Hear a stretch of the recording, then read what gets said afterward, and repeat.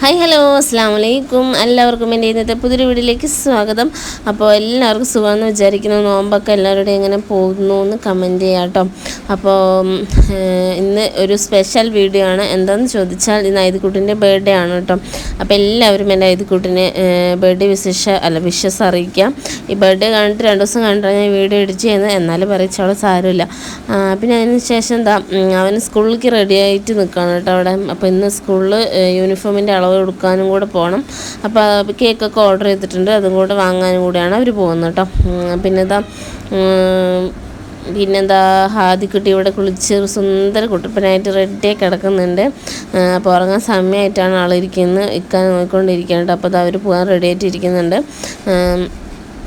അപ്പോൾ റംഷാദും ജംഷ കൂടെ പോകുന്നു കേട്ടോ. അപ്പോൾ സ്കൂളിൽ പോവാണ്. പിന്നെ അഷ്റഫൊക്കെ അവിടെ ഉണ്ട് കേട്ടോ, സ്കൂളിലുണ്ടാവും.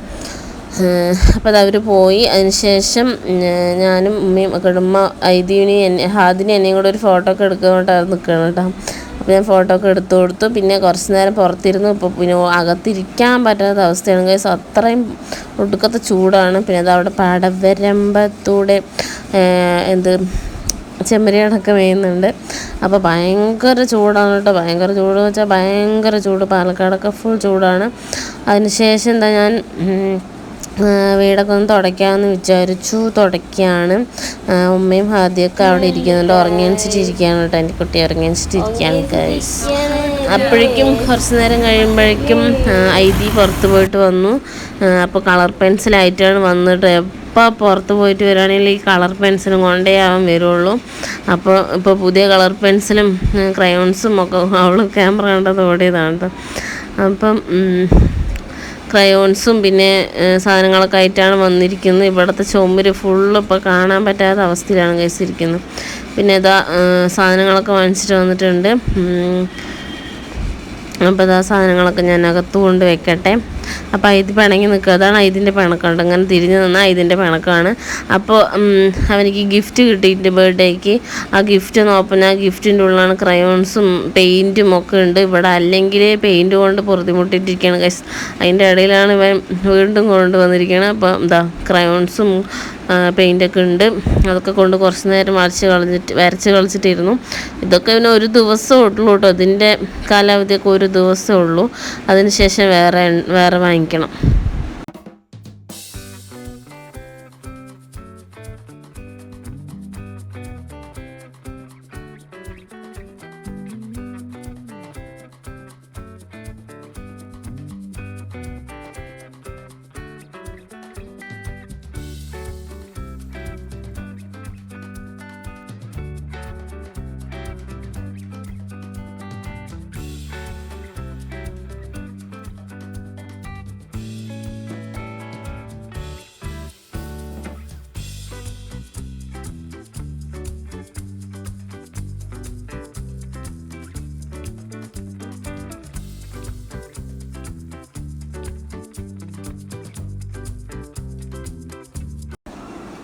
അപ്പോൾ ഇന്നത്തെ സ്പെഷ്യൽ എന്താണെന്ന് നിങ്ങൾ ചോദിച്ചാൽ, നിങ്ങളാരും ചോദിച്ചിട്ടില്ല എന്നാലും ഞാൻ പറയാം. ഇന്നത്തെ സ്പെഷ്യൽ ബീഫ് ബിരിയാണിയാണ്.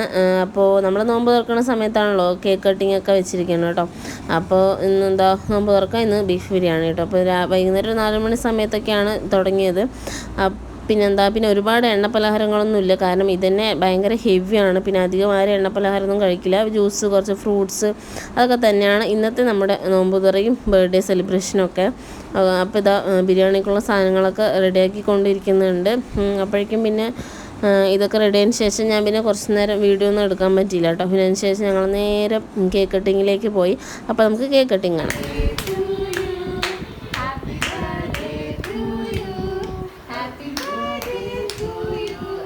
നമ്മുടെ ഐതിക്കുട്ടീൻ്റെ ഒരു കുഞ്ഞു ബർത്ത്ഡേ സെലിബ്രേഷൻ വീഡിയോ ഇതാണ് കേട്ടോ. കേക്ക് കട്ടിങ്ങൊക്കെ കഴിഞ്ഞു. അപ്പോഴേക്കും ഉമ്മയും റംഷാദൊക്കെ കൂടിയിട്ട് പുറത്ത് പോകാൻ നിൽക്കുക കേട്ടോ. ഒരു മരിപ്പുണ്ട്. അപ്പോൾ നോമ്പൊക്കെ തുറക്കുന്ന സമയത്താണ് ഞങ്ങൾ മരിപ്പ് കേട്ടത്. അപ്പോൾ പോകാൻ നിൽക്കുക കേട്ടോ. രാത്രി 7 മണിക്ക് കൊണ്ടുവരുള്ളൂ എന്ന് പറഞ്ഞു. അപ്പോൾ വേഗം പോയിട്ട് വരാമെന്ന് പറഞ്ഞിട്ട് നിൽക്കുകയാണ് കേട്ടോ. പിന്നെ അതിനുശേഷം അവർ വന്നത് 10-10:30 ആയി വരുമ്പോൾ, ഉമ്മയൊക്കെ വരുമ്പോൾ. അതിനുശേഷം ഉമ്മ വന്നതിന് ശേഷമൊക്കെയാണ് ഫുഡൊക്കെ കഴിച്ച്. കാരണം ഒരു സുഖം ഉണ്ടായില്ല. കാരണം കുട്ടീനെ മരിപ്പ് കേട്ടതും ഒരു ഇതുണ്ടായിരുന്നില്ല.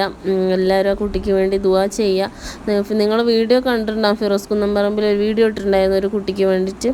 അപ്പോൾ ആ കുട്ടി സഹായത്തിനൊന്നും നിൽക്കേണ്ടി വന്നില്ല. പഠിച്ചവൻ അതിന് മുമ്പ് എന്താ പറയുക, പറയുമ്പോൾ തന്നെ ഒരുപാട് സങ്കടമുണ്ട്. എല്ലാവരും ആ കുട്ടിക്ക് വേണ്ടി ദുആ ചെയ്യുക. അപ്പോൾ എന്താ പറയുക, ആർക്കും ഇതുപോലെയുള്ളൊരു അസുഖങ്ങളൊന്നും വരുത്താതിരിക്കട്ടെ. അപ്പോൾ ഈ നല്ല നല്ല വീഡിയോസായിട്ട് ഞാൻ വരാം ഇൻഷാ അല്ലാ.